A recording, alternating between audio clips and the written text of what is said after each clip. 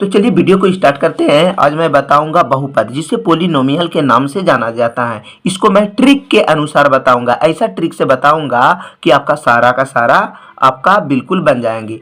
जो आपको पता होगा, एक चीज़ हम बता देते हैं, आपको पता होगा कि क्लास 9 का एग्जाम जो होगी 2 बार बोर्ड एग्जाम होगी। पहला आपको ऑब्जेक्टिव क्वेश्चन पूछा जाएगा, उसके बाद आपको ऑब्जेक्टिव और सब्जेक्टिव दोनों क्वेश्चन पूछे जाएंगे। इसलिए दोनों एग्जाम को आपको बेहतर तरीका से पढ़ना है, क्योंकि दोनों एग्जाम का नंबर ऐड करके जो आपका मार्क्स होगा वही आपका ओरिजिनल मार्क्स होगा। तो ये जो है पढ़ना है प्रथम सांविधिक परीक्षा में। तो प्रथम सांविधिक परीक्षा में क्या क्या पढ़ना है? बस 6 अध्याय, संख्या पद्धति जो कि हम बता चुके हैं, बता रहे हैं बहुपद, ठीक है। और इसके अलावा ये सब सारा का सारा आपको हम बता दिए हैं, दूसरी बार रिपीट कर रहे हैं, ठीक है। जो भी क्वेश्चन होगा, ठीक, बहुपद, निर्देशांक, ज्यामिति, दो चर वाले रैखिक समीकरण, रेखा एवं कोण, त्रिभुज, इसी चैनल के एक प्लेलिस्ट बना होगा क्लास 9 का, जाकर आप वहां पर जाकर सर्च करके देख सकते हैं। अगर आपको प्लेलिस्ट निकालने नहीं आता है तो किसी से आप पूछिएगा, तो यूट्यूब पर इसी चैनल पर आपको प्लेलिस्ट निकाल देगा, सारा आपका टेंशन दूर हो जाएगा। सारा का सारा बताया गया है। प्रथम सांविधिक परीक्षा में पढ़ना है ये 6 चैप्टर, ठीक है। आपको प्ले लिस्ट में वो 6 चैप्टर का मिल जाएगा, ठीक है। जो आप देख सकते हैं, किसी से अगर आपको सर्च करने नहीं आता है तो आप किसी से पूछ सकते हैं कि चैनल के प्ले लिस्ट में क्लास 9 में आप देखिएगा तो सारा का सारा मिल जाएगा। तो आज मैं फिर से रिपीट कर रहा हूँ, बहुपद पाठ। तो चलिए 3 ट्रिक को थोड़ा सा आपको ध्यान में रखना है। अंक के बाद रूट में आएगा तो वो बहुपद नहीं होगा। जो बटा में रहेगा वो बहुपद नहीं होगा, वो बहुपद नहीं होगा। जो बटा में रहेगा ये भी बहुपद नहीं होगा। जिसके ऊपर में माइनस रहता है वो अक्सर बहुपद नहीं होता है। तो अंक के बाद रूट नहीं होगा, जो बटा में रहेगा नहीं होगा। तो ध्यान दीजिए, जो बटा में है नहीं होगा, ये भी बटा में है नहीं होगा, अंक के बाद रूट में है ये भी नहीं होगा। तो कौन हो जाएगा? 4x² - 3x + 7 जो है एक चर में बहुपद है। तो एक नंबर आपका सोल्व हो गया। 4x² - 3x + 7 जो है एक चर में बहुपद है। तो ये हो गया आपका कंप्लीट। उसके बाद 6 नंबर में भी देखें, निम्न में से कौन बहुपद नहीं है? तो इसमें भी सेम क्वेश्चन है। 2x² + 5x - 3 यही अंदाज में है, यानी ax² के रूप में है। तो इसका मतलब ये भी नहीं है, यानी एक चर में ये क्या है? बहुपद है। और ये सब जो है ये तीनों नहीं है। क्यों नहीं है? क्योंकि इस पर पावर ज्यादा, फिर कम, फिर ज्यादा हो गया, नहीं होगा। ये रूट में है इसलिए, यानी अंक के बाद कुछ नहीं है, यानी शुरुए में रूट है और यहाँ पर कुछ नहीं है। तो ये भी हो गया। जो बटा में है वो नहीं होगा। तो इसके बाद यहाँ पर दीजिए, देखिए क्या होगा। कौन बहुपद है? अंक के बाद रूट में है ये तो होगा नहीं, जो बटा में है नहीं होगा, माइनस में है नहीं होगा, यानी कि इनमें से कोई नहीं। इसके बाद निम्न में से कौन बहुपद है? कौन आपको बहुपद दिखाई देता है? देखिए ई भी रूट में आ गया, ठीक है। दूसरा ठो एगो है भी प्लस और दूसरा ठो डायरेक्ट रूटे में है। अंक के बाद रूट में है ये भी नहीं होगा। ई भी रूट में है इसलिए ये भी नहीं होगा। तो इनमें से कोई नहीं, यानी बहुपद है ही नहीं इसमें। निम्न में से कौन बहुपद है? मतलब कौन बहुपद? बहुपद मतलब होता है बहुत सारा पद। तो याद रखिएगा, रूट में है नहीं होगा, ये भी रूट में है नहीं होगा, ये रूट में है तो रूट में है भी, यानी रूट में नहीं है, यानी कि इसका पावर भी है तो बटा में है 1/2 और माइनस है इसलिए ये भी नहीं होगा। कौन होगा? t² + 4 ये हो जाएगा। क्योंकि इसके बाद मैंने बोला था कि याद रखिएगा, इस रूप में रहेगा तो वो बिल्कुल होता है ax² + bx + c = 0, यानी जिस पर स्क्वायर वाला मिल गया और ये दोनों में कोई ठो भी रह गया तो आपका हो जाएगा, ठीक है। तो स्क्वायर वाला है और मिल गया इसलिए हो गया। 5 नंबर में ये तो होगा नहीं, बटा में है, ये माइनस में है, होगा नहीं, ये भी बटा में है, होगा नहीं, यानी कि x + 1 क्या होगा? बहुपद होगा। ये तो बता दिए, सेम प्रोसेस। एक चर में बहुपद है तो इसका भी एक ही चर में क्या, बहुत सारा तो पद है लेकिन एक एक चर में है। इसके बाद ध्यान दीजिए, इनमें से कौन बहुपद नहीं है? कौन बहुपद नहीं है? ये तो होगा, ये तो रहबे करेगा, ठीक है। और ये भी होगा, ये भी होगा। जो रूट में ये जो बहुपद पूछ रहा है, एक चर में नहीं पूछ रहा है, ध्यान दीजिए। तो इस पर जो देख रहे हैं अंक है, ठीक है, ये भी बहुपद नहीं होगा, यानी कि ये बहुपद हो जाएगा। फिर देखिए यहाँ पर, इनमें से कौन बहुपद नहीं है? ठीक है, तो कौन बहुपद नहीं है? तो ये वाला बटा वाला तो होगा ही नहीं जो बटा में रहेगा। फिर देखिए जो बटा में रहेगा वो होगा नहीं। डायरेक्ट आपको ये चीज़ ध्यान में रखना है अक्सर कि ये सब में स्ट्रॉन्ग कौन है। जो बटा में है वो नहीं होगा, ये बटा में है ये नहीं होगा। अब रूट है तो शुरू में रूट है, इस पर रूट रहता तो फिर नहीं होता, ठीक है। जैसे ये भी नहीं है, ये भी नहीं है, इस पर तो यहाँ पर रूट है, अगर ये वाला रूट यहाँ रहता तो ये नहीं होता। तो जो बटा में है याद रखिएगा, बटा वाला ये भी बटा में है, ये भी नहीं होगा, ये भी बटा है, ये भी नहीं होगा, ठीक है। तो ये सब नहीं होने वाला है। तो चलिए 11 नंबर से हम बताते हैं। तो 11 नंबर में है सभी है बहुपद। ये भी बहुपद है, 1 2 बहुपद, बहुत सारा पद है, 1 2 3 बहुपद, ठीक है। ये भी बहुपद है। तो बोलता है द्विपद, मतलब बहुपद में दो गो शब्द किसमें है, तो बहुत सारा पद है और इसमें द्विपद। द्विपद मतलब दो गो शब्द, तो दो गो शब्द यहाँ पर है, ठीक है। इसमें देखिए रैखिक, कौन रैखिक बहुपद है, मतलब बहुपद भी होना चाहिए, बहुत सारा पद होना चाहिए और रैखिक होना चाहिए। तो ध्यान दीजिए, ये 2 है द्विपद, ये 3 है त्रिपद, ये भी 3 है त्रिपद, यानी रैखिक क्या होगा x + 1।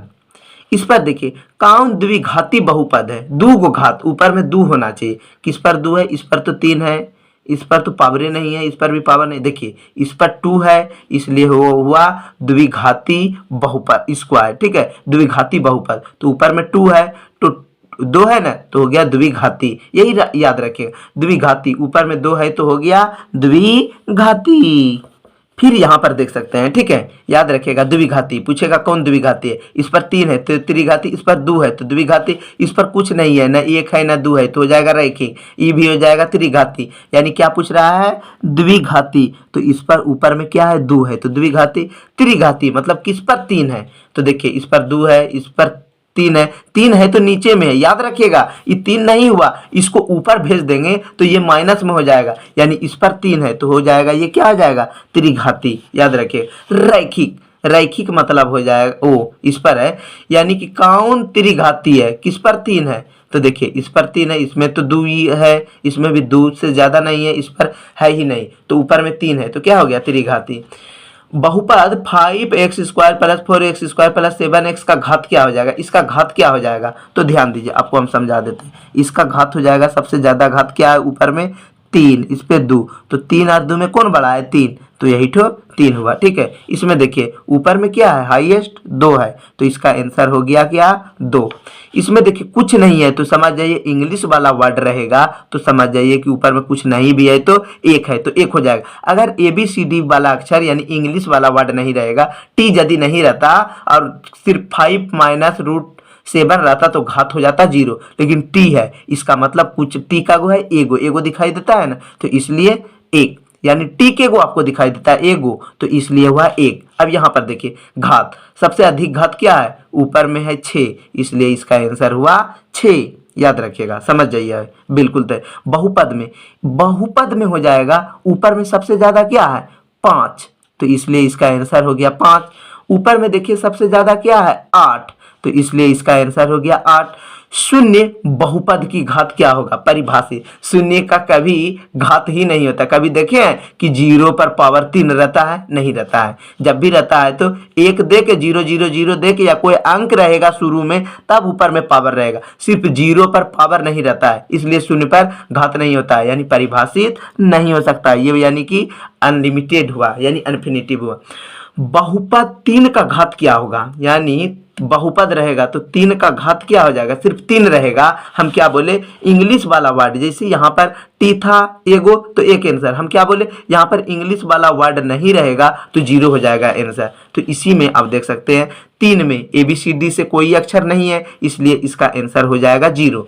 अब 100 घात का एगो पदी, यानी एक ऐसा ABCD का कोई भी अक्षर होना चाहिए, उस पर ऊपर में क्या होना चाहिए, 100। तो देखिए x है लेकिन माइनस है, ये नहीं होगा, x ऊपर में क्या है, छोटा ऐसा घात, घात मतलब होता है ऊपर में, तो x देके ऊपर में क्या हुआ, x, यही होगा, ठीक है। ध्यान, कोई भी अगर यहाँ पर a भी रहता और ऊपर में 100 रहता तो वो आंसर होता, लेकिन अगर दोनों ऑप्शन देता तो नीचे में दे देता दोनों सही है।